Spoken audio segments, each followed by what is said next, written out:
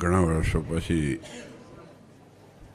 દેવના દર્શન થયા અને તમને તમારા બધાને દર્શન થયા. પણ એક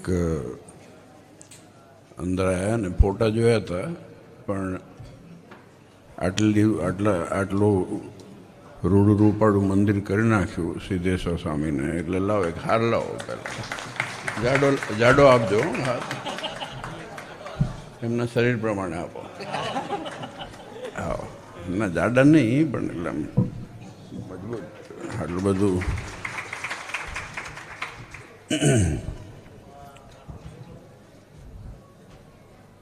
જો આજે આ સંપ્રદાય છે ને, એનો ઉદ્ભવ થયો છે, એ ઉદ્ભવમાં મૂળ કારણ હોય તો મહારાજને શિક્ષાપત્રીમાં તમે જુઓ તો માનવતા એ પહેલો ધર્મ લખ્યો. આપણે રોજ ગઈએ છે, દુખીઓ દેખીને ખમાય, દયા આણી રે, અતિ આકડા થાય, અંધન વસ્ત્ર રે, આપીને દુઃખ ટાળે કરુણા દ્રષ્ટિ. ગઈએ છે ને, ગમે તે માણસ હોય, નાનો હોય મોટો હોય ઉંમરમાં, ભાઈઓ હોય બહેનો હોય, દીકરી હોય દીકરા હોય, વડીલ હોય, પણ મંદિર એવી જગ્યા છે કે જ્યાં ભગવાનના દર્શન સાથે બધી પણ સુખ સુવિધા મળી રહે. પહેલાં આ જ એક કેન્દ્ર હતું. રામનવમીએ છે ને આપણે અમદાવાદમાં, તમને કદાચ ખબર નહીં હોય, રામનવમીએ અમદાવાદમાં આપણે મેળો જામતો હતો ને પહેલાં, એનો સમયો મોટો થાય એટલે પછી ટોળા બધા ખૂણામાં જઈને બધા બે, અને પછી આમ બંચમાં બેસે, આમ દરાકનો ઝુમકો હોય ને એટલે એવી રીતે. એટલે પછી થોડા વર્ષો તો ચાલ્યું સ્વામી, પણ પછી મેં પૂછ્યું, મેં કીધું આ છે શું? ખબર પડી કે બધા એકબીજાનું ઓલું લગ્ન નક્કી કરવા ત્યાં ભેગા થતા હતા રામનવમી. મેં હા, ભગવાનના સ્થાનમાં થાય ને, એટલે મંદિર છે ને એ માત્ર ભગવાનનું તો એ કેન્દ્ર સ્થાન છે, એના પણ એની સાથે સાથે આપણું સામાજિક કાર્ય હોય, એકબીજાને મળવાનું હોય, એકબીજાને સુખ દુઃખની વાત કરવાની હોય, અને બધી સુવિધા હોય. અને આજે જો આપણા મકાનો સારા થઈ ગયા તો આજે આવું સરસ, મેં તો ફોટામાં જોયું હતું, વચ્ચે ફોટો જોયો ત્યારે, પણ આજે દર્શન કર્યા મંદિરના અને ખૂબ આનંદ થયો. આ ચોક એટલો સરસ છે. ભગવાન શ્વાસ લે ને, ભગવાન શ્વાસ લેતો હોય ને એવું લાગે છે. આજુબાજુના ગામડાના બધા હરિભક્તો તમે જોવો છો ને, ભગવાન શ્વાસ લે ને એવું ફિલિંગ આવે છે. આપણે જ શ્વાસ રૂંધાઈ જતા નહીં તો, પણ સમય સંજોગ અનુસાર હોય છે. આમાં કોઈનો વાંક નથી હોતો કે કોઈનું હોતું નથી. સૂઝ હોય, સમજણ હોય, અને જે પ્રમાણે ઉન્નતિને પ્રગતિ થાય એ જરૂરી છે. એની સાથે સાથે આપણા આ વિસ્તારની અંદર જેટલા ગામડાઓ છે એ ગામડાઓનું પણ સ્વામી સારું ધ્યાન રાખે છે.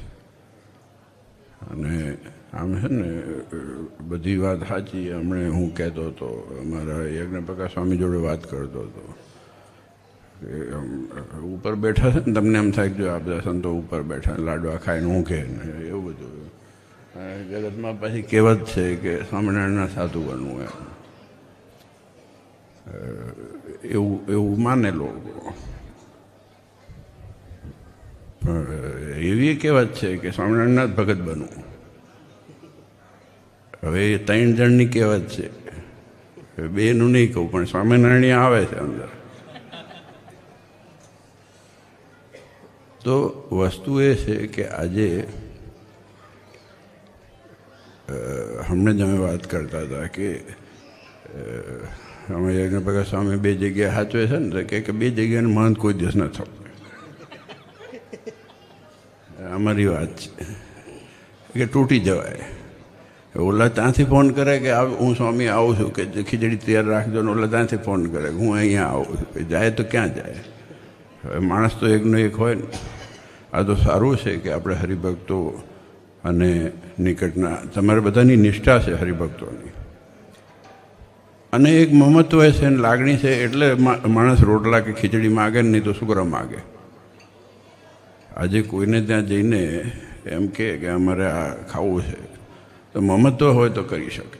આજે ફોન આવે એ લાગણી હોય કે પ્રેમ હોય, એટલે એના ઉપરથી મને વાત યાદ આવી. પછી મેં સ્વામીને કીધી, મેં કીધું અઘરું છે આ બધું, દુકાન દુનિયા ચલાવવું છે ને બહુ અઘરું છે. તમારે દુકાન ચલાવવી અઘરી છે, અમારે દુનિયા ચલાવવી અઘરી છે. આ મંદિર ચલાવવા બહુ સહેલા નથી. જાત ભાતના લોકો ભટકાય, કેટલાય ઠૂંહા ખાવા પડે ને કેટલાય પગ કચડી નાખે. પણ સારું છે હજી સુધી ગળું કચડ્યું નથી, જીવતા છે.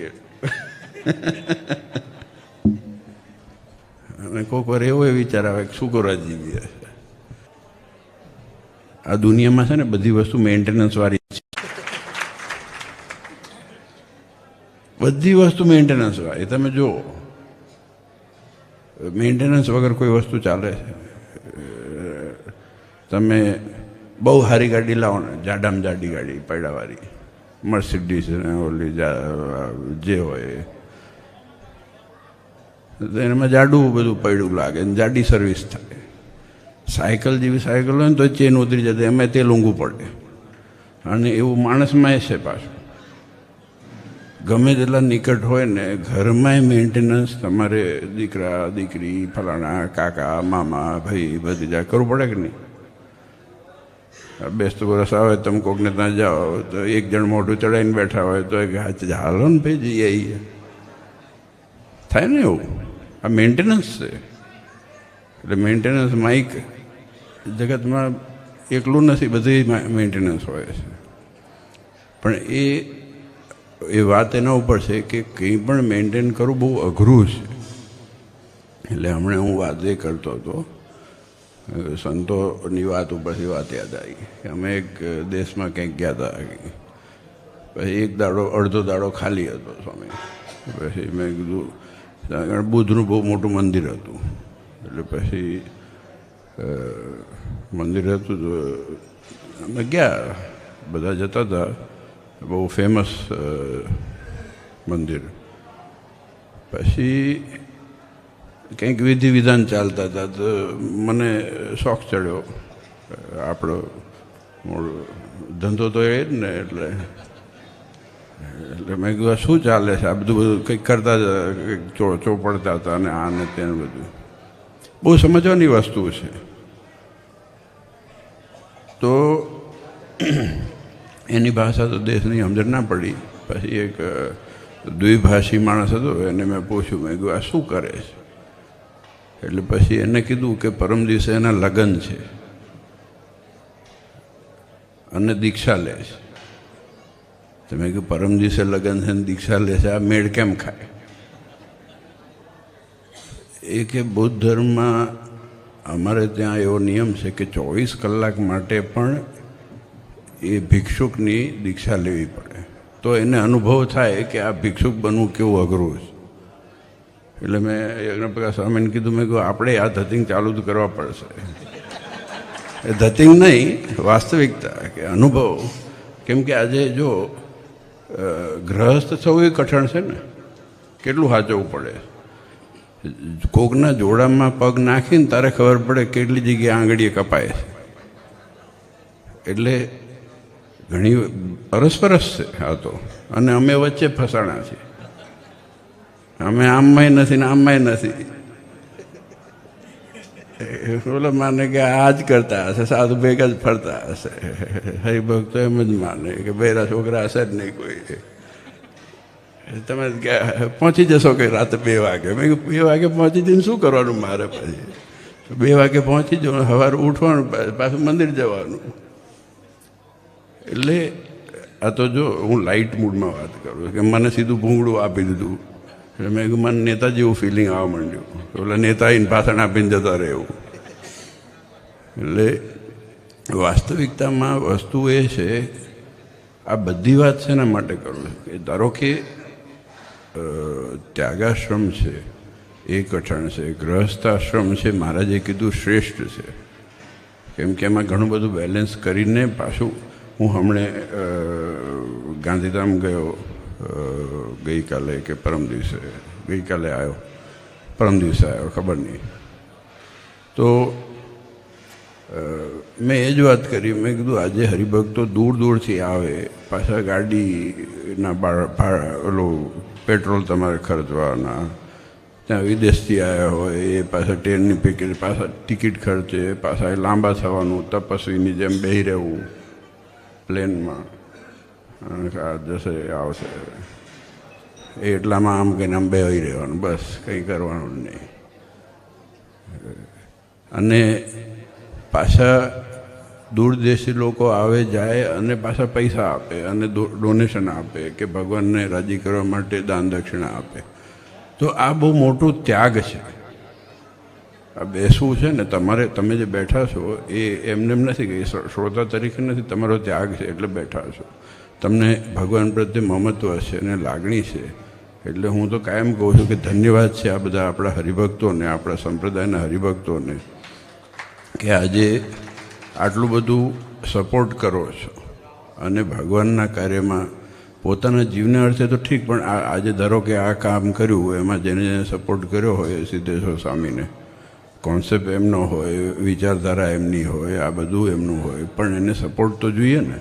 તો સપોર્ટ કર્યો તો એનાથી કેટલા જીવને રૂડું થાય કે ગુણ આવે કે આજે બેસવાનું, ઉઠવાનું, ખાવાનું બધું સગવડ મળી રહે. તો એ બહુ મોટું કામ છે. એટલે એ તમારા યોગદાનથી જ થાય છે. અને એવી રીતે સિદ્ધેશ્વર સ્વામીએ બે જગ્યા સાચવે છે, પાછા એવા ટોરડા સાચવે છે. હમણાં તારીખ લખાઈ છે એટલે ભાઈ ટોરડાએ આવજો પાછા. ના સાચું, ટોરડા આવવાનું. ટોરડા હે શું છે? મોટો પ્રોજેક્ટ છે, કંઈ વાંધો નહીં, હું ચેક આપીશ. પૈસા નહીં ક્યાં વાંધો. ભગવાન માટે તો બેઠા છે, બે શું કરવાનું શું છે આ બધું? આમ થાય લોકો રાહ જોઈને જ બેઠા છે ક્યારે ટપકી જાય લોકો. તમે જુઓ કોઈક જમીન માલિક હોય ને કોઈક કે આટલા વીઘા છે ને આટલા હેક્ટર છે ને ઓલો રાહ જોઈને જ બેઠો હોય ક્યારે ઉકલી જાય. કોઈક મજા કરવાના એના કરતાં ભગવાન નિમિત્તે જેટલું થાય. અને આજે તમે નારાયણદેવના કોઠારમાં આપો પછી એના ચેક ફાળવામાં આપણે શું કોઈ ચિંતા કરીએ. પણ વસ્તુ એ છે કે મમત્વ ત્યારે થાય છે કે જ્યારે આપણું નાનું મોટું યોગદાન હોય. ત્યારે આજે ઈડર મંદિરમાં નાનું મોટું યોગદાન કર્યું હોય તો આપણને સહેજે આવવાનું મન થાય. એવી રીતે ટોડા મંદિર છે કે બીજા મંદિર છે કે ગમે ત્યાં જ્યાં પણ નાના મોટા કાર્ય થતા હોય ત્યાં જે તે યોગદાન આપે હરિભક્તો, લોકલ હોય કે બહારના હોય ગમે તે, તો એને એમ થાય કે આ મંદિર મારું છે, મમત્વ થાય. મહારાજે મંદિર કર્યું અમદાવાદનું, પછી બધાએ કીધું, આપણે વાત જાણીએ છીએ કે મહારાજે દેખાડ્યું કે હોનાનું કાઢીએ, પણ કે આમાંથી મજા નહીં આવે. અને હોનાનું કાઢ્યું હોત તો અત્યારે કોઈ સુખી ના હોત, બાંધતા જ હોત. એટલે આમાં તો એક એક રજની અંદર હરિભક્તો, ભાઈઓ બહેનો, દીકરા દીકરીઓના અંતર આ એક એક રજમાં છે આપણા મંદિરોમાં. એટલે ભગવાનમાં આટલું સ્વરૂપમાં ભગવાનનું સ્વરૂપ કરો ને ત્યારે ભગવાન હસતા લાગે. તમે જો ઘડીક ઊભા રહેશો ને તો સ્માઇલ કરતા હોય ને ભગવાન એવા લાગે. અને ઈડરના ભગવાન તો બહુ ક્યુટ છે, સિરિયસલી એવા રૂડા રૂપાડા છે ને, આમ મજા આવે દર્શન કરીએ ને ઘડીક. અને ભાગ્યશાળી છે આ પ્રાંતના હરિભક્તો. અને ખાસ ભલામણ અહીંયા આવવાનું. હવે રસ્તા પહોળા થઈ ગયા છે, બાયપાસે થઈ ગયો છે. અમે બાયપાસમાંથી આવ્યા, ગામમાંથી સારું છે આમ તો છે, બહુ આવ્યા છે અહીં તો. એટલે લાગણી છે, મમત્વ છે. આ આખા વિસ્તારના બધા હરિભક્તો લગભગ બધા ગામડાઓમાં ગયેલા છે. તમારો એકેય ગામ બાકી નહીં હોય કે એમાં નથી ગયેલા. અને તમે જે મમત્વ દેવ પ્રત્યે રાખ્યું છે, જે સેવા કરો છો, અને ખાસ કરીને ધર્માદો કે જે પણ કંઈ કરતા હોય એનો ખૂબ ખટકો રાખજો. કારણ કે આ નિભાવ થાય. જેમ મેં હમણાં વાત કરી કે ટોળાનું મોટું કામ છે, મેં કહ્યું ચેક હું આપીશ, ચેક ક્યાંથી આપીશ? તો એ મંદિરમાં આવે છે તો અપાય છે ને. તમે આપો છો તો એનું એ ટ્રાન્સફર થશે. એમ આપણે અહીંયા જો ધર્માદો થાય કે જે પણ નાની મોટી સેવા છે, એટલે પૈસા માગતો નથી. આ તો જે મહારાજે કીધી આજ્ઞા એની વાત છે. મહારાજે શિક્ષાપત્રીમાં આજ્ઞા કરેલી છે. એટલે પછી બીજું બધું બધે ગયણા બાંધીએ ને પછી આમાં પછી ગયણા છોડી દઈએ, ના ચાલે. એટલે ધર્માદો છે ને એ તો દેવનો જ છે. અને ખાસ આપણે ખૂબ ખટકો રાખીને તમે કાયમ કરો છો અને કરતા રહેવાનું, આળસ નહીં કરવી. ભગવાન છે ને, જો ભગવાને આપણને સુખી કર્યા છે. હું કાયમ કહું છું કે ભગવાન ના મળ્યા હોત તો આપણી શું દશા હોત? તમે વિચાર કરો. ભગવાન ના મળ્યા હોત તો તમે આપણી બધી શું દશા હોત? બોલો. સાપાવાળાને શું દશા હોત? તારે ચડી પહેરીને બીડી પીતા હોત, અમે છપૈયામાં હોત, અમે લાંબી ચડી પહેરી હોત. ભાઈ છેલ્લે તો આ જ હોય ને. ભગવાન ના મળે શું કરો? એ રેકડી હાંકતા હોત કોક આપણામાંથી કેટલાય. એટલે આ તો ભગવાન, જો વાસ્તવિકતામાં છે એ વાત કરીએ છે, બીજું શું કરીએ? ભગવાન મળ્યા ત્યારે થાય છે ને, નહીં તો શું થાય? અને વિચાર કરો, હું તો કાયમ કહું છું કે આજે કોઈ સામાન્ય ઘરની દીકરી હોય, એને સારા ઘરમાં લગ્ન થાય તો પછી એને પૈસાદાર બનવું ના પડે, બની જ જાય. એમ આપણી કુંડળી છે ને, ભગવાન ભેગી મળીને એમાં આપણે બધા સુખી થઈ ગયા. નહીં તો આપણા મારા કોઈના ભાગમાં આટલું સુખ નહોતું લખ્યું. ગાદી તકે ને ગાલમાં સૂર્યા. હમણાં લાડવા તૈયાર જ છે બધા એના. પણ આટલું સુખ નહોતું. પણ આ સુખ છે ને, આ ભગવાન ભેગા થયા ને, અને ભગવાન તમે રાખ્યા ને અમે રાખ્યા, તો આજે આપણે બધે સુખ્યા છીએ.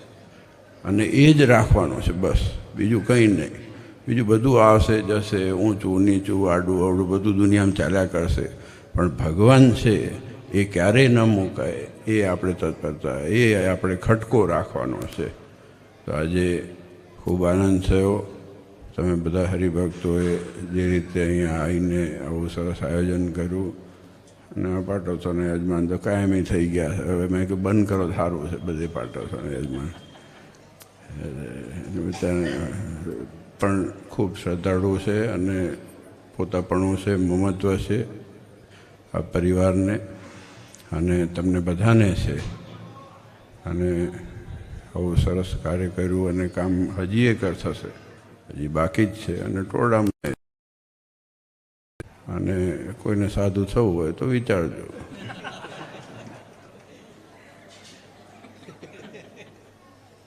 હમણાં ક્યાંક સાંભળ્યું હતું કે ટેમ્પરરી સાધુ બનાવે છે. સાચું, લીગલી કોન્ટ્રાક્ટ ઉપર, પૈસા ઉપર. બોલો. મેં કીધું આ ગજબ દુનિયા છે. કાલ ઉઠીને આચાર્ય કોન્ટ્રાક્ટમાં મળશે.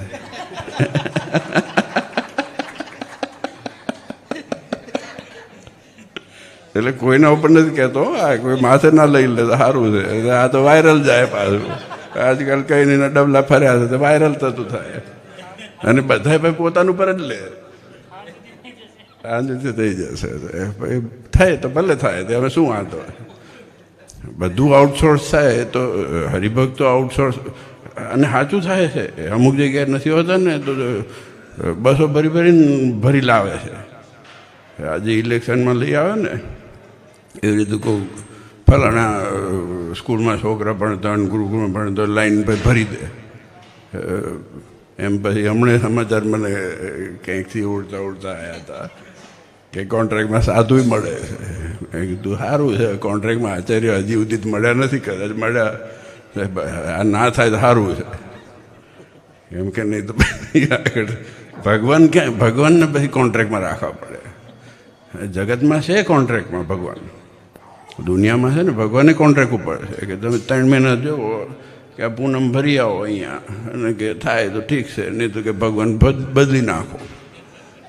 ભાઈ બીજો ઓખલો હોય તે માણસ અહીંયા 4-6 મહિના ટ્રાય કરે, પછી કંઈક પાસપોર્ટ અડાડી આવે કે અહીંયા ફાઇલ નથી પાસ, કે બીજો ભગવાન બદલો. બધું બદલાય અત્યારે. અને આ છે ને આ પહેલેથી ચાલતું હોય. કળિયુગનો કોઈ પ્રભાવ નથી. બધાને પોતાનું ગમતું કર્યું હોય ને એમાં જ મજા આવે છે. કોઈને ભગવાન આજે સિદ્ધાંતમાં મારે રહેવું હોય ને તો કઠણ પડે છે. હું વાસ્તવિકતામાં કહું, સિદ્ધાંતમાં તમે રહો ને તો એ કઠણ જ પડવાનું છે. સિદ્ધાંત મૂકી દો, ચિંતા જ નથી. આપણે રોજ ભગવાન બદલી નાખો, રોજ હરિભક્તો બદલી નાખો. સિદ્ધેશ્વર સ્વામી ગુરુ છો, એટલે ઉત્તમ સ્વામી ગુરુ, મુકુંદ સ્વામી ગુરુ, ને આ ગુરુ, તમે ગુરુ, ને બધા ગુરુ, એમ 6-6 મહિને ગુરુ બદલે. પણ જો જેને ભગવાન પકડી રાખ્યા છે ને એ માણસની દિશા સાચી છે. એટલે મહારાજે જે આપણને સંપ્રદાય આપ્યો છે અને જે પરંપરા આપી છે એવી બીજે ક્યાંય નથી. છેલ્લી વાત આ મહત્ત્વની છે, બીજી હસવાની વાત જુદી છે. વહેતી કીધી અક્ષર વાટ.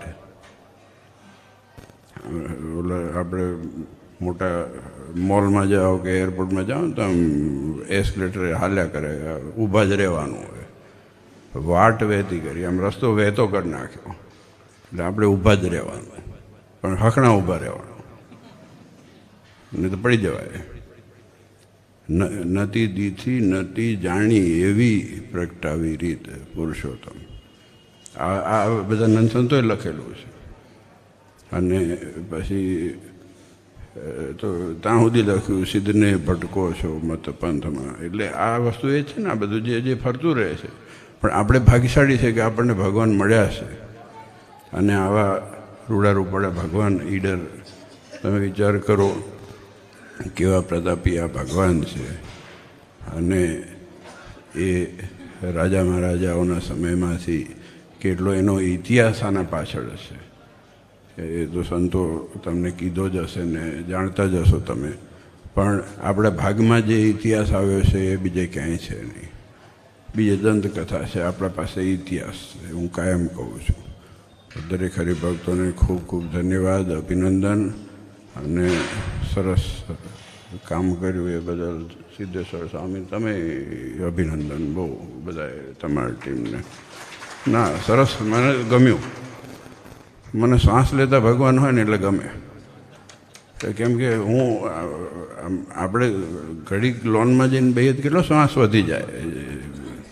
ખેતરામાં જઈને રહેતા હોય તો 5 વર્ષ વધી જાય, તમે 10 વર્ષ વધી જાય. અમદાવાદમાં તમે 8મા માળે ચડીને રહો તો કંઈ વધે નહીં, ઓછું થાય. જેટલી લિફ્ટ ચડો એટલા દિવસો ઓછા ગણી લેવાના. તો વાસ્તવિક છે.